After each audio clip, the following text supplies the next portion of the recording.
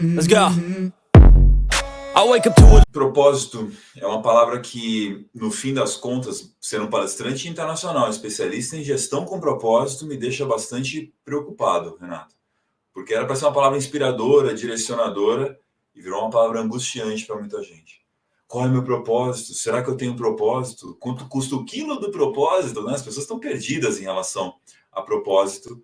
E, da minha parte, o meu papel é simplificar o máximo possível. A linha que eu trabalho de propósito é a linha do Ikigai, uma filosofia japonesa que junta dois conceitos: Iki, viver, Gai, valer a pena. Resumindo, então, essa minha fala, propósito, na minha leitura e experiência com esse tema, é o conjunto das coisas que fazem a sua vida vale a pena, seu esforço vale a pena, seu trabalho vale a pena. Hoje, como palestrante, eu ajudo líderes a responderem o porquê que eu trabalho na minha empresa, cumprindo essa meta, essa missão vai valer a pena na vida das pessoas. É responder o porquê vale a pena.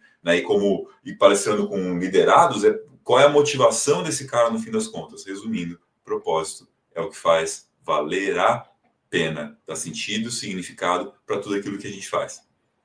Mas sabe, você trouxe até um ponto curioso, assim, pelo menos é uma impressão que eu tenho também. De forma geral, todo mundo está por aí meio triste porque não encontrou o próprio propósito, né? Ou, digamos, está na busca do propósito. Ou talvez também tem uma boa parte aí que nem está esquentando, sabe? Se falar o que é propósito, nem está ligando. Então eu sempre fico curioso, será que todo mundo tem um propósito? Será que todo mundo tem propósito, Rafael? Acho que essa é a grande questão para mim que eu tenho, assim, conversando com todo mundo, sabe? Tem, senão você não levanta da cama. Agora, se você está consciente ou inconsciente dele, se você está se dedicando mais ou menos ao que dá sentido e significado da sua vida, isso varia em graus. Mas por que eu digo que todos vão ter um propósito? Tem um livro bem legal, recomendo para geral mesmo, um livro transformador de vida chamado Em Busca de Sentido. Um psicólogo no campo de concentração, né? O que esse livro conta? Conta a história de um cara chamado Viktor Frankl, que ele era um psiquiatra, na realidade, na época dele de adulto e tudo, e aí ele foi levado lá para os campos de concentração nazistas. E aí o que aconteceu, Renato? Encurtando muito a história, respondendo essa questão de se temos ou não temos todos um propósito, por que é em busca de sentido? Porque ele percebeu qual era o padrão das pessoas que acabavam morrendo nos campos de concentração sem a interferência, obviamente, de uma câmara de gás, de uma tortura terrível daquelas. Sabe quem eram essas pessoas? Eram as pessoas que perdiam o sentido de viver. E elas literalmente deitavam e não levantavam mais. Passava 3 dias em média, pela observação de Viktor Frankl, que era médico, psiquiatra e tudo que tem direito, e a alma saía do corpo, cara. Porque a pessoa, era engraçado, os carrascos, nem se incomodavam com essa pessoa, porque eles também sabiam que daqui a pouco essa pessoa ia morrer e não adiantava e nem valia a pena gastar energia em bater nessa pessoa, porque ela não ia levantar de lá. Então você, por mais a pessoa mais miserável que esteja a vida dela, se ela está levantando, se ela está escovando o dente, se ela está indo procurar trabalho ou indo fazer o seu trabalho, de alguma forma tem algo que a está movendo. O quanto ela está consciente, o quanto isso preenche de fato a vida dela, o quão poderoso, né, e transformador esse propósito vai variar em graus, mas todos temos um propósito, algo que nos leva a uma próxima posição, uma vontade de agir. É isso que eu tenho descoberto. De tudo que você compartilhou e até do que eu pesquisei, Rafa, me parece que você compartilha o propósito como uma coisa sempre boa, sabe? E quanto mais clareza você tem nesse propósito, mais inspirado e preparado você vai ficando para a luta, e a gente bota isso tudo em movimento, senão vira devaneio, vira utopia. Você precisa ralar e trabalhar em direção ao seu propósito, sim. Então vou falar aqui da gestão com propósito, senão a gente não vai sair da parte do propósito aqui, porque tem muita pergunta para falar. Mas assim, o que é gestão com propósito? Para quem chegou nesse vídeo aqui, até estiver assistindo assim, pô, gestão com propósito, que coisa estranha, coisa utópica, até a palavra que você usou. O que é gestão com propósito da sua visão, Rafael? É uma linha da gestão voltada para o engajamento, né? Aí entra muito do meu lado, de pegar o meu propósito, esse meu desejo de que as pessoas tenham uma vida que vale a pena, de conseguir inspirar as pessoas e conectar as pessoas com esse tema. E aí, cara, para virar um palestrante profissional, para trabalhar nas maiores empresas do Brasil, como eu estou trabalhando hoje, atendendo as maiores multinacionais, cooperativas e tudo que tem direito, órgãos do governo, enfim, todos os setores, organizações sociais, educacionais, o que eu precisei? Transformar isso numa coisa prática, uma coisa que as pessoas possam usar no dia a dia. Eu pensei, cara, onde é que estão as pessoas? No trabalho. A maior parte delas, aquelas que estão se movimentando, estão ali. Então, aí que eu comecei a buscar e lancei, inclusive, o livro aqui recentemente, Gestão com Propósito, Como Despertar Engajamento Liderando da Cultura Alta Performance, para ser um compêndio, um conjunto de descobertas, de técnicas, de reflexões, de pontos de vista de como é que se faz para gerir o propósito, né, de uma empresa como líder, do seu time como líder e principalmente na sua vida, liderando a sua vida no fim das contas. Então, engajamento, só para deixar claro, o que é engajamento? Eu faço sempre essa pergunta de norte a sul, leste a oeste do Brasil.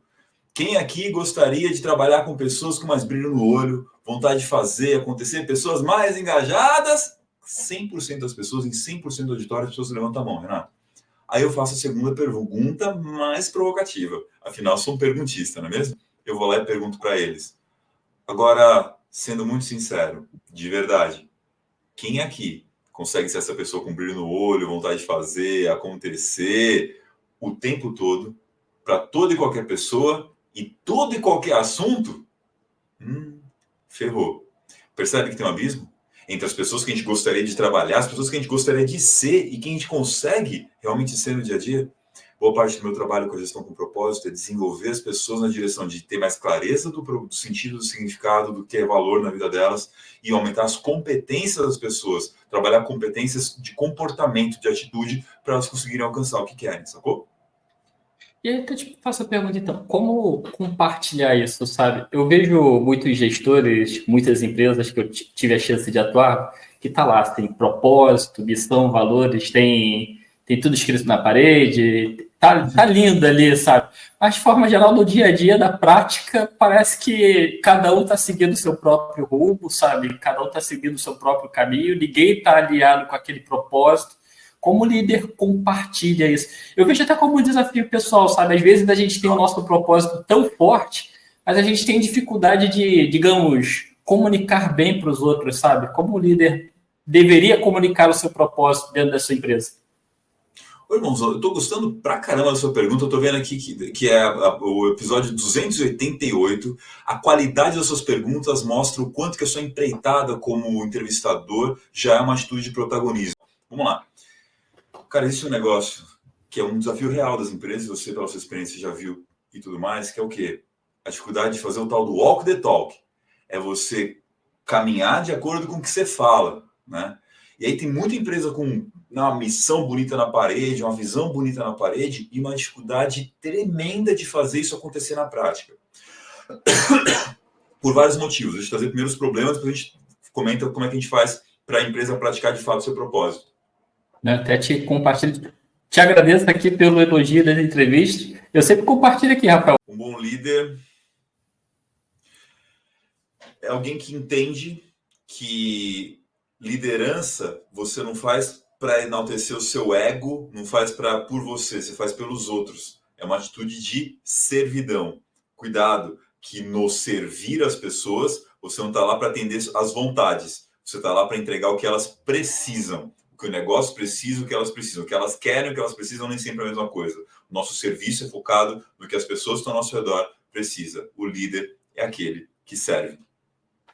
Olha, eu juro que são duas perguntas finais e 3 sugestões, mas você responde e me dá aqui uma outra curiosidade. Eu não posso deixar essa bola fugir de fazer essa pergunta. Sabe, o líder que serve, para mim, isso foi muito sempre forte, sabe, do que eu pensei. Mas em muitas fases da minha vida, eu percebi que eu me dedicava mais do que deveria. Eu não sei se isso faz sentido para o líder, sabe? Como identificar esse limite, sabe, Rafael, de, digamos assim...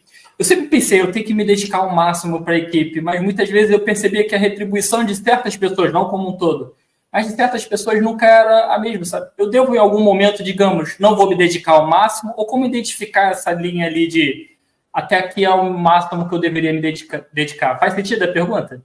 Pra caceta. Eu já me perguntei isso, porque eu também me senti otário fazendo as coisas pelas pessoas, não só quem eu liderava, mas até amigos, família, seja lá que fosse, e não tendo de volta uma reciprocidade. Então o limite chama-se assertividade. Por quê? Tem líder que é agressivo, ele extrai tudo das pessoas e não entrega lá nada de volta. Tem líder que é passivo, ele faz tudo pelos outros, mas nunca deixa claro aquilo que as pessoas têm que fazer em volta também para ter uma retribuição. Quando eu falo de assertividade, é você buscar deixar claro a reciprocidade daquilo que as pessoas devem fazer pelo negócio, pela empresa, para fazerem parte, continuarem nesse sonho, continuarem nesse trabalho, continuarem com o emprego e com o salário que elas recebem, mas dar os recursos, os meios, a atenção, a capacitação para que as pessoas alcancem isso. É estabelecer claramente esses limites, e, cara, esse limite ele é fluido, ele não é estanque.